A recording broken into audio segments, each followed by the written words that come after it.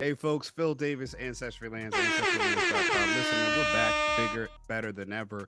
And again, you guys know who it is. I have my special guest, Don Coombs, here. If you have not seen or don't know who he is, you missed last week when we talked about basically who's in your circle, right? We talked about what the conversations men should be talking about daily. Heck, everyone should be talking about this daily. And Don Coombs blessed us with his presence again. Welcome back, Mr. Don Coombs, and just thank you for coming back onto the show. It's a pleasure to be talking to you, Phil. Ancestrylands.com. If you haven't bought real estate yet, you're out of the game. You need to give Oh, Phil a call. look, man, I don't even got to pay him to do that. You know, that's great. That's organic. Folks, listen, we talk land, we talk life, we talk love, and we talk living. All right. All those things connect together, and I don't want to always be the talking head up here. I always want to bring by a new perspective. And Don was somebody who I've known for well over 20 years. I've talked about him in my mentoring videos, and I bring him on Thank you. constantly to make sure that the knowledge he is sharing, the what we need more men, more leaders, more mentors, like he spoke up before, who have knowledge that is accessible from people who are all over the globe. The knowledge doesn't need to be just within the community. It needs to be shared so it can be accessible. And I brought him back on here today. We're going to go through a few topics, folks. So stay tuned, grab your notepads because class is back in session. Bueller, Bueller. Ancestry Lands, go buy property right now. If you've seen this video and you love what we're doing here, like, share, and subscribe. We're here to get in. So get your thinking caps on and put the short detention span down away. Okay. The other night we were talking about, and folks, I'm gonna just open this up. So Don and I, we talk sometimes on the phone, and I want to tell you, folks, the reason why I love having him on my show, having him on the channel for everyone, is that when we talk on the phone, there's so much that gets lost of gems dropped, knowledge that I'm like, oh my goodness, can we write that down? Can we put that back in the show? And it's organic conversations that people have all the time. Barbershop, I call it Barbershop Plus.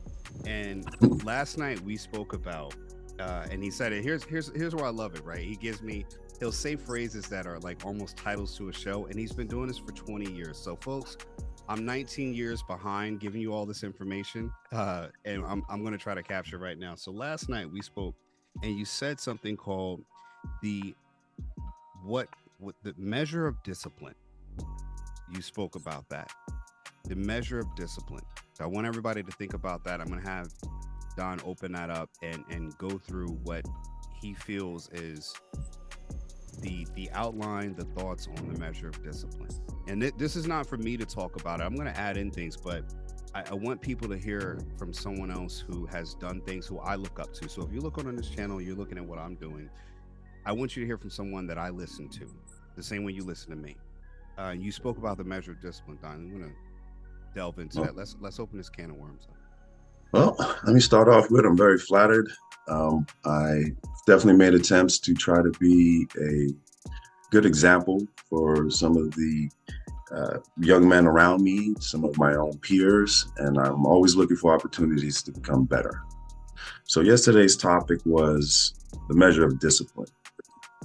And I just recently started taking jujitsu. So I like to use my own life's experiences to help transmute a deeper understanding of discipline. So roughly about 2 years ago, the start of COVID, I found myself without some activities, outdoor living. I became a little stagnant and I was looking for something to do. A friend of mine knew I had a wrestling background and was taking jujitsu. The way the story goes, this individual, I would have never thought them the type of person to go and take a jujitsu class, combat. And he sends me a text one night and says, hey, there's a free class, come on out. What do you got to lose? I go to the class and I actually enjoy it. Okay, so fast forward to 2 years later to present. I've now graduated a belt. I have stripes. And every time you get a belt, there's a short speech given about you and kind of your journey.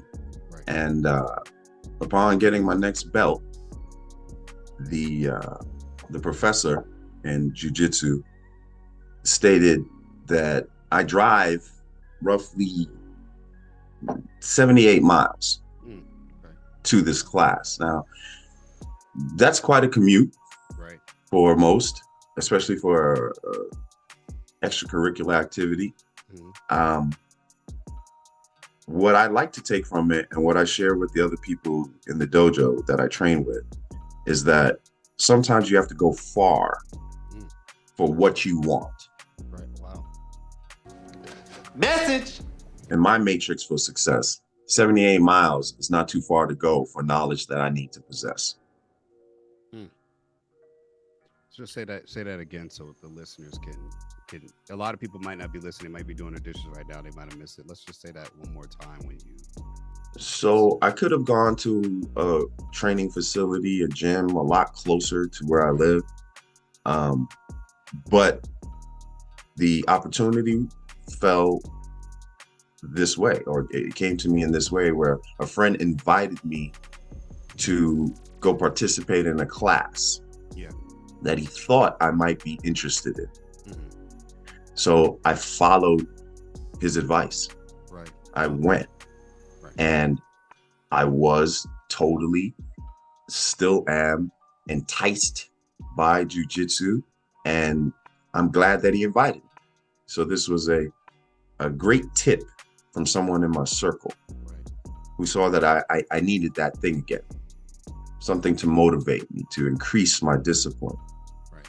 Um, The other part you said, so you gotta go further. What did you say? You say you have to go. so the distance between my home and the dojo is 78 miles. Right. And there's a lot of turnover in jujitsu. Some people have an interest initially, but then eventually fall out of interest, whatever the reasons may be. Some of those are proximity. How close am I to this facility to go train? Right. Whereas I live quite a considerable distance away.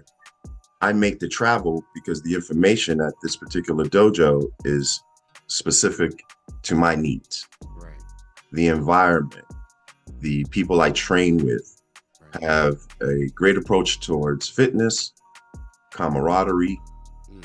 respect, and discipline.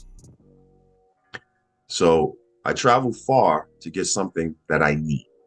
Gotta go far. And I've definitely spoke to people who say, well, it might make more sense for you to go to someplace closer. However, the data that I need Right. is at this location. So I will make every effort to go to this location to get the information that I need.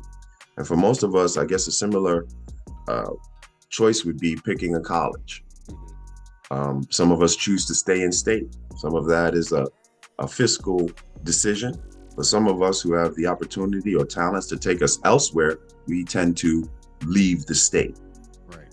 which takes you miles away from your home. Right. In which case, you can definitely see uh, the parallels in going far for an education that you desire in order to better yourself. So there's a journey. You started in your hometown, your high school, you're in a scholarship, now you're off to college, wherever that new location is. So for me, going or traveling distances for information that is valuable is something that I'm prepared to do in order to be successful in life. Message. And I've also seen it modeled by other successful people where you hear of people who go abroad to study something like archaeology. Right. Right. And they spend months and years studying in these locations in order to increase their knowledge base. But that interest started at home Hmm. most times. So it is definitely something that I've noticed in life, that the measure of your discipline really defines a lot of your outcomes. Message. Let me ask this question then. Is that the same when you say you have to go further? And I'm going to put it in two ways because one, I want to make sure maybe you agree with me that just because you're going far or further to get to, you're traveling farther doesn't mean that you're going to get the outcome. So I want to make sure people don't misconstrue that um, just because you're going to the gym every day doesn't mean that you're getting in shape in the same efforts. That just because you're going to a far college, if you're not getting the better degree, the best outcome for yourself, you're not necessarily, you can get the same degree at a community college. So it's You, doing that with the intent for a qualified outcome. That's, I guess you can see that's tangible, that you can see it actually does some great benefit. Would you agree that's yes, correct too as well? yes. I tend to look at things from a perspective of bullet points Hmm. because data is always changing, it's always growing, and perspectives can often increase your field of view. Hmm. So, distance can be a metaphor for time as well, Right. because a distance takes time. Right. So, some people allocate time as opposed to geological distance, Right. Mileage. demographical distance. These sorts of things definitely determine your outcomes. Mm. Because let's just face it, if you go to the gym and merely stand there, then you've kind of wasted your time. You want to go to the gym, use the equipment provided, talk to the professionals there, Right. and continue that discipline. Hmm. The difference with nutrition is you have to eat, whether you go to the gym or not. Right. So your fuel consumption has to be apex, Right. or should be, and then your hydration. Hmm. If I intend to go far, I really should hydrate. Right. Going going on a long run without the proper hydration could prove detrimental and definitely short. Right.